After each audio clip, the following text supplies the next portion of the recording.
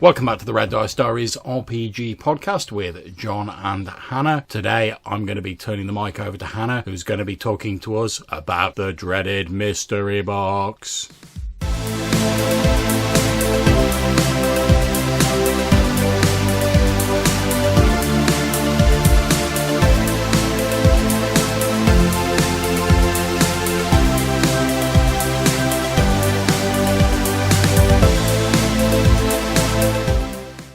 I'm not a big fan of J.J. Abrams, and I should probably point that out right at the start of this. I do not like what he did to Star Trek. But anyway, J.J. Abrams did this TED Talk about mystery boxes. Yeah, and I'm just going to break in there to tell any of the listeners that when Hannah says she's not particularly fond of what J.J. Abrams did to Star Trek, that is a very diplomatic understatement. I mean, you can't see it here because you're listening to an audio, but there's like smoke coming out of her ears, there's like sparks, the whole 9 yards. So, J.J. loves mystery boxes. What is a mystery box anyway? He explains them in this TED Talk, and it's, worth listening to for 20 minutes if you want to hear how he's managed to make himself successful selling stories. Tell you what, we'll put a link. I'll put a link to the TED Talks video in the description of his show. So if you want to check it out afterwards, you can do. But he explains it in terms of a bargain bucket box that he was given, I think, by his grandfather, that was $50 worth of magic tricks in a $15 box. Now, blatantly, having worked in retail, I'm aware that the $50 worth of magic tricks in that box were almost certainly products that weren't selling, that were taking up too much room and the retailer needed to get rid of. And thus it was probably more like $10 worth of magic in a $15 box. Engage cynicism mode! And that's how mystery boxes, particularly J.J. Abrams mystery boxes, usually feel to me. And it's something that a lot of GMs fall into this trap. So the mystery box, a really good example of how JJA uses it is Lost. All the way, and there's going to be spoilers for the stories that I talk about here. If you don't want to hear the spoilers, pause the video and go and watch the story or listen to it or whatever. Let me save you the bother. They were all dead. Yeah, so at the start of Lost, we were presented with basically an island that was full of mystery boxes. Yeah, pretty much. The end of every season was one, wasn't it? To begin with, it was a lot more about finding out who these people are, how they're going to get on, whatever. Yeah, how they got there. And that is when he talks in this TED Talk about how you can use mysteries to improve character development. That is very, very true, and that is not the part that I'm getting at here. I'm talking about the door. If you watch the series, you'll know that partway through on this apparently abandoned island, they find a bunker door. A big part of the first series is about what's behind that door, what's going to happen when they get through it, and all of the characters building up all their hopes on this door. Yeah. And as a viewer, you also want to know what's behind the door. That's why you come back and watch season 2. Because at the very end of season 1, they open the door. What do they find inside? A room, one extra character, and another door. And it's extremely unsatisfying as a viewer or as a player to solve one puzzle that was really complicated and took you the whole campaign, only to be immediately given level 2 of the same puzzle. Yeah, without getting any actual reward for your efforts. I mean, I've got to say that I absolutely agree with you, love. I mean, I only watched, I think, the first couple of seasons of Lost. But one of the things that annoyed me about it was you have the sort of mystery box, what's behind the door, etc. And then they did it every season. Mm-hmm. They'd have another thing. They'd be like, oh, now someone's hunting them on the island. What's that? As we say, we only got through, I think, the first 2.5 seasons because the housemate we had at the time quite liked watching it. And he got bored halfway through season 2, so we were done. Another good example of the mystery box that just doesn't work at all is Rey's parentage in the new Star Wars trilogy. So again, this was something that was built up too much, and then they tried to subvert it because people had guessed it, and then it frustrated a lot of people.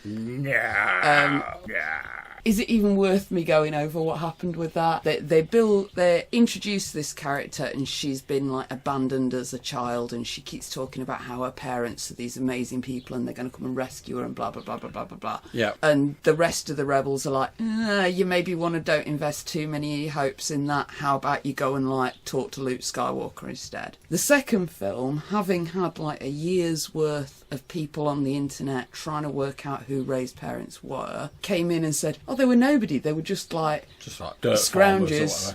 They're not important. You're important as an individual. Your parentage doesn't matter. Your parents were some drunks who sold you for like gambling money. It was an interesting subversion of it had they stuck with it. Yeah. But then the third film, she turns out to have been like a descendant of Palpatine. Whoop-de-doo. She was exactly what everybody had been saying she was on the internet for at least the first 6 weeks after the movie came out. Now, we know that obviously there were lots of other problems with like the Star Wars movies. You had different directors and stuff like that. But obviously they do have like the Lucas story group who are supposed to be maintaining consistency. Mm-hmm. And I cannot believe that at no point in time someone looked at this and went, so at the start we're saying like our parents are important, then we're saying they're not, and then we're saying actually yes they were. And that, as Hannah was saying, that's just pretty much designed to try and mislead the audience and to sort of put a bit of doubt in your mind before going, actually it was right all along. And it just leaves you feeling that they don't have that much regard for their audience. And this is something that is tenfold more when it's role play, because a movie is one person,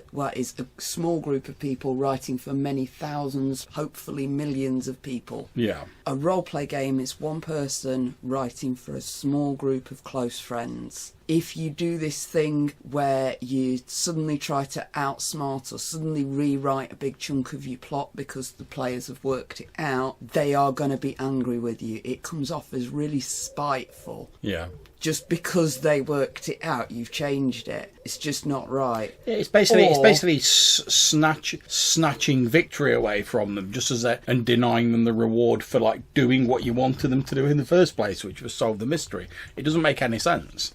Exactly. It just makes your audience angry. Or if you go for replacing one mystery with another, one after another, without any real sort of pause for payoff. Yeah. That just comes off as like, the Matryoshka doll, that there's a smaller one inside, and eventually it's nothing. But it's like pass the parcel with no parcel in the middle. Yeah, I mean, it's like they say, the thing with those dolls is like the first time you open it, you're like, it's a smaller doll inside. You take off the second one, you're like, a smaller doll. By the time you've done like 3 of them, you're like, I wonder if there's another doll inside this, and you're not interested anymore. And it's the same with these mysteries. If like any pacing in a game, you have to judge the pacing. If you just keep hammering home, it's one mystery after another mystery after another mystery, with no chance for a breather or a chance to like pat themselves on the back and say, well done, we sorted that out. It's just frustrating.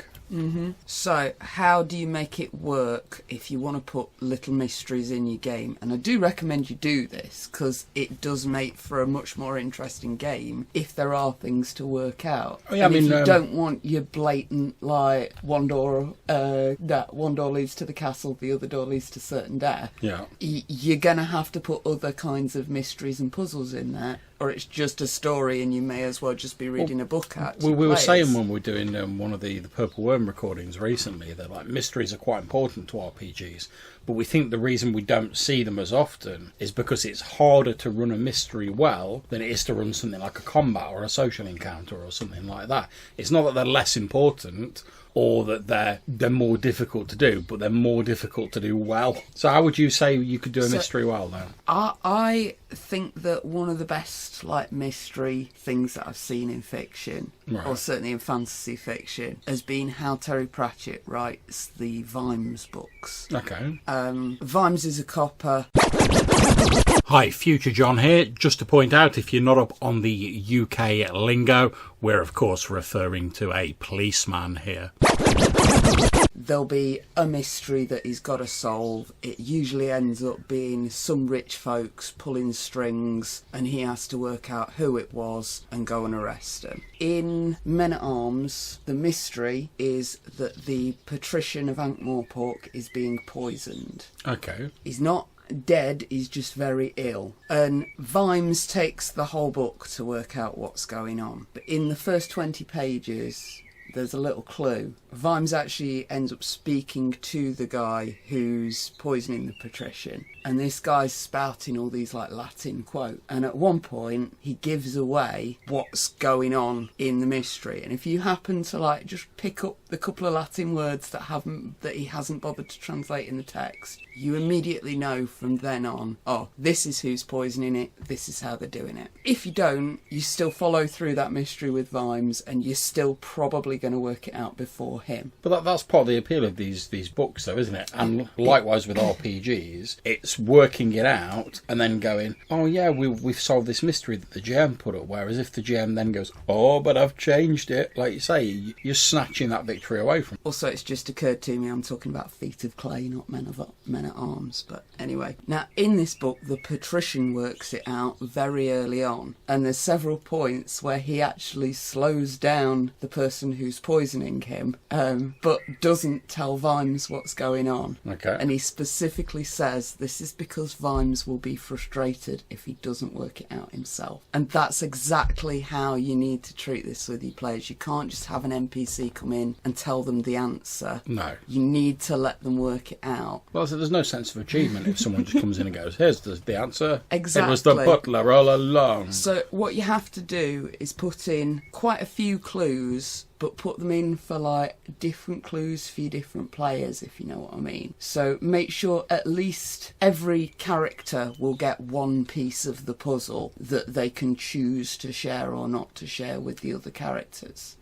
Because that way you build up to what's always the payoff in like a mystery drama, which is your parlour scene, where you sit down and you put out all the evidence and you work out, all right, so because we've got this, oh, it must be that. And because you see these different things to your different characters, until they can all get together and talk about it, even if a player has worked it out using all of those different bits of information, the characters can't work it out until you get them all into that parlour scene. And that scene is your payoff. For most players, sitting down, working it out and going, oh yeah, look at this, that's your big payoff. If there's then going to be a big boss fight because people like combat, great. But you don't need the boss fight at the end every time, because sometimes just working out who it was that stole the widow's pearls is enough. You've got that sense of achievement from that. And then